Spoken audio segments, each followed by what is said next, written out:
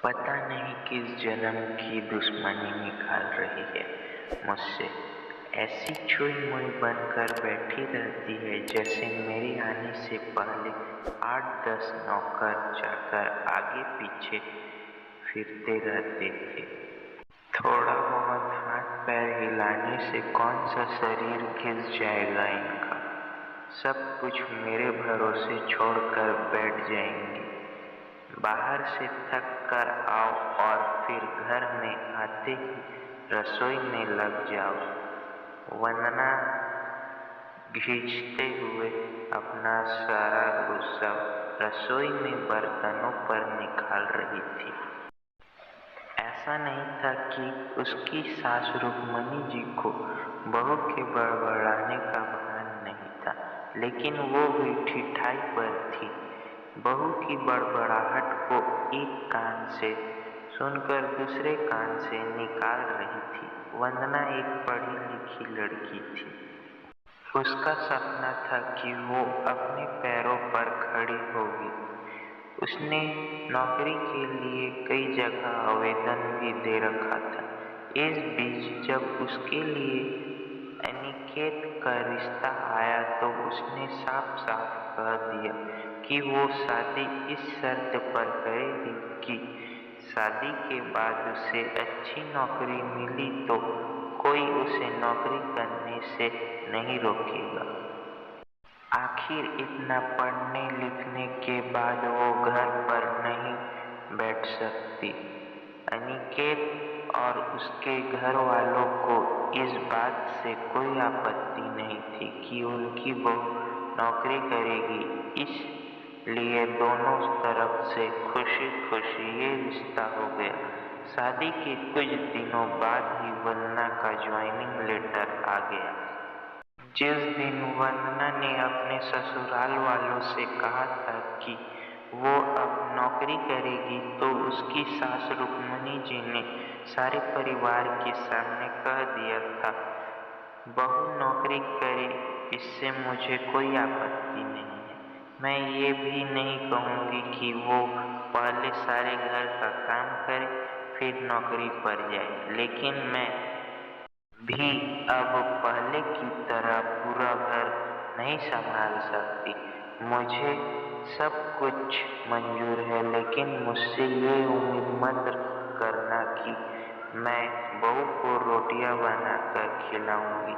मुझे पता है कि अगर मैं एक बार इस भंवर में फंस गई तो जिंदगी भर नहीं निकल पाऊंगी। उस वक्त सबको रुक्मणी जी की बातें सुनकर हैरानी तो हुई थी।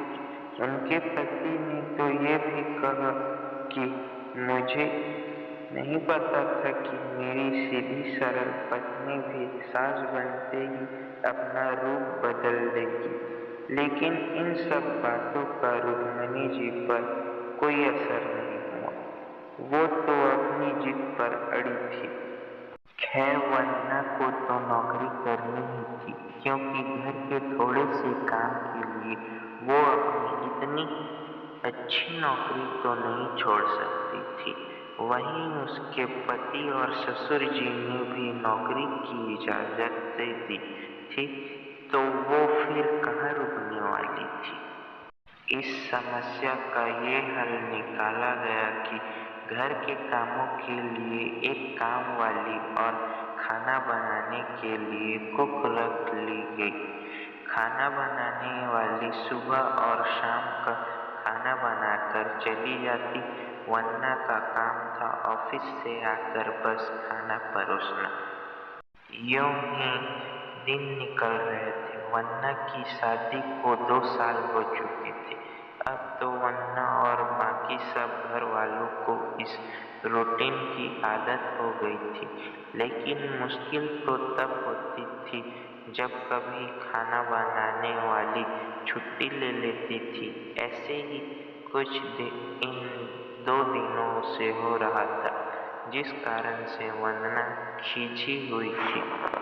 ऑफिस से आकर रोटियां बनाना उसे बहुत बड़ा बोझ लगता था। वैसे तो रुक्मणी जी इन दिनों में सब्जियां काट कर बना देती थी, लेकिन बहू के ऑफिस से आने के बाद रसोई में झांकती भी नहीं थी। उस समय वन्ना को अपनी बैठी हुई सास बहुत चुभती थी।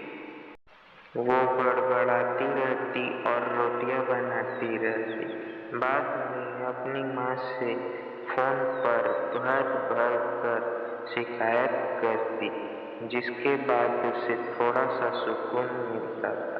कुछ दिनों बाद वन्ना के भाई की शादी भी तय हो गई। वन्ना की होने वाली भाभी भी नौकरी पेशा थी। वन्ना की माँ ने सगाई के वक्त ही खुश होते हुए गर्व से कह दिया, भाई मैं तो और सासों की तरह नहीं हूँ जो बहू के आने पर हाथ धर कर बैठ जाऊं। जब अभी तक पूरा घर संभाल रही थी तो अब क्यों नहीं? मेरी बहू को मेरी तरफ से पूरी छूट रहेगी। जब एक माँ अपने बच्चों को रोटियां बनाकर खिला सकती है तो बहू को क्यों नहीं खिला सकती?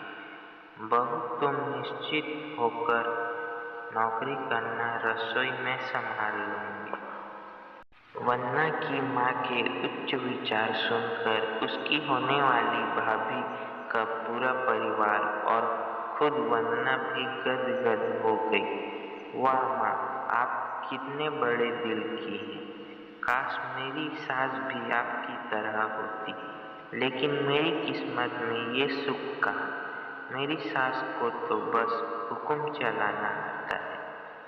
मुझे गर्व है कि मेरी माँ इतने खुले विचार की है। अपनी चिड़चिड़ाहट निकालते हुए वन्ना बोली।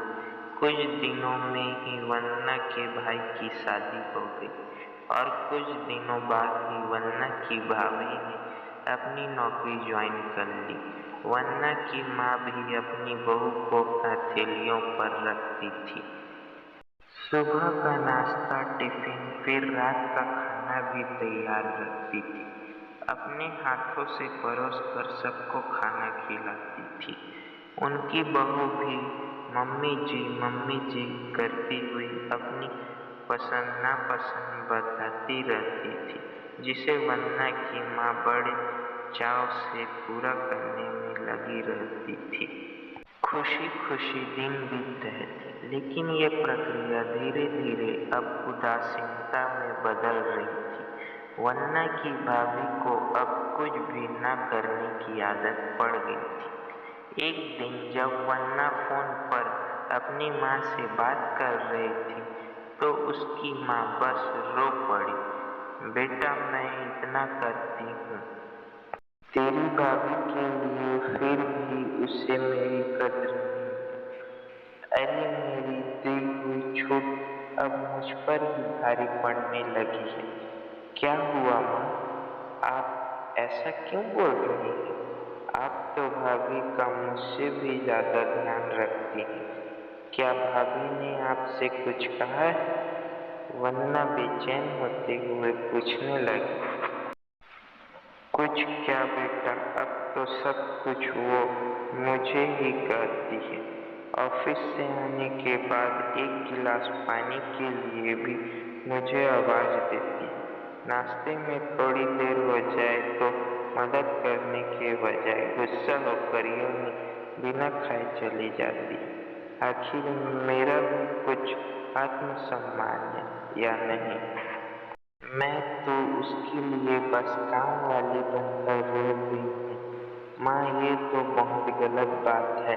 आप भाई से साफ साफ कह क्यों नहीं देती कि अपनी बीवी की लगाम खींच कर रखे? आप माँ हैं, कोई नौकरानी नहीं। भाभी नौकरी करती है, इसका मतलब ये नहीं कि आप पर हुक्म चलाएगी। गरजते हुए वन्ना बोली। किस मुंह से कहूँ बेटा, पहले तो खुद मैंने ही आगे बढ़कर कुल्हाड़ी पर अपना पैर दे मारा, फिर शिकायत किससे करूं? तेरे पापा ने तो कहा भी था कि बहू को ज्यादा छूट दोगी तो बाद में पछताओगी, लेकिन मैं ही बढ़ाई की भूखी थी जो अपनी बहू को सर पर चढ़ा लिया। एक बात कहूँ बेटा, तू चाहे अपनी सास को कुछ भी कह, लेकिन संदन जी का ये फैसला सही था कि वो बहू को रोटियां बनाकर नहीं खिलाएंगे। एक बार वो सबकी नजरों में बुरी अखड़ सास तो बन गई, लेकिन आगे के लिए कम से कम अपना आत्मसम्मान तो बचा लिया। अब ना तो तू उन्हें कोई ताना दे सकती है और ना ही कोई रिश्तेदार।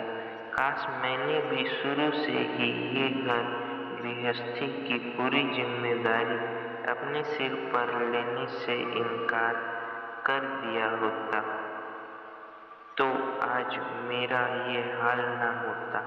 माँ की बातें सुनकर वन्ना निशब्द हो गई। भरी मन से उसने फोन रख दिया। बाहर हॉल में आकर देखा तो सास ससुर आराम से बैठकर बातें कर रहे थे। बातें करते करते उसकी सास अपने नाखूनों पर नेल पेंट लगा रही थी, जिसे देखकर ससुर जी उन्हें चिढ़ा रहे थे। अब बुढ़ापे में ये फैशन करके किसे दिखाओगी? मेरी तो नजर भी कमजोर हो गई है। किसी को नहीं दिखाना मुझे, मैं तो अपनी खुशी के लिए लगाती हूँ। सारी उम्र तो घर गृहस्थी में उलझी रही, अब अवकाश का वक्त आया है तो अपने शौक तो पूरे कर लूँ। पता नहीं कब भगवान के घर से बुलावा आ जाए। वन्ना की सास मुस्कुराते हुए बोली। पता नहीं आज क्यों वन्ना अपनी सास की बातें सुनकर चिढ़ नहीं रही थी, बल्कि वो भी मुस्कुरा उठी। सही तो कह रही है मम्मी जी, एक गृहिणी को अपने लिए वक्त ही कब मिलता है। पहले अपने बच्चों को पाल पोस कर बड़ा करो, फिर कामकाजी बहू आ जाए तो उसे और उसके बच्चों को संभालो।